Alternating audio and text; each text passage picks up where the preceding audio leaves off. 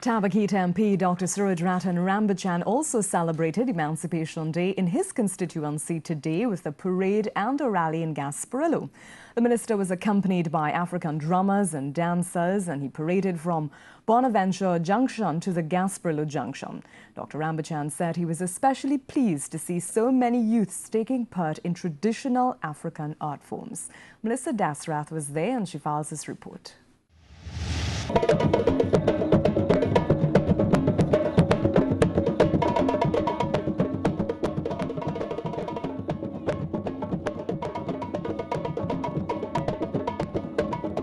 Emancipation Day, a time for reverence and reflection. The bonds of slavery were broken on August 1st, 1834. But today, we pay homage to those who fought for the freedoms we enjoy today. But according to Tabakit MP Dr. Suraj Ratan Rambachan, born out of the suffering and the struggle is a rich store of cultural heritage that has stood the test of time. He says commemoration of this day is about preserving the past and enhancing the future.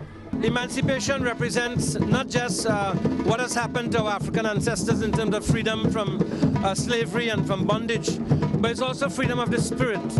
With that freedom that came from slavery, a whole new world was opened up.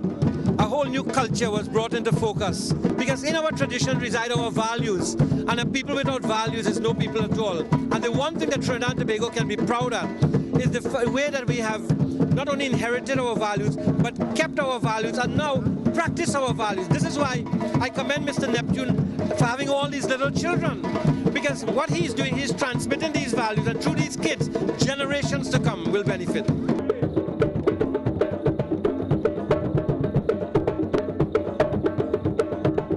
Claude Neptune has devoted 35 years of his life to keeping African drumming and dance alive. These art forms, he says, are powerful mechanisms for transmitting tradition and creating a sense of belonging and oneness. Trinidad and Tobago said that we as a people understand how it's important to be free. You know, to understand how it is to elevate and do what God has blessed us to do. A member of the International Osero Set Society, Kumse Harry, began the Emancipation Day celebrations with an invocation and a libation to honor the ancestors. She said life is a never-ending cycle. Those who came before us created a pathway for us to chart our own destinies, and so today we remember them. All the way from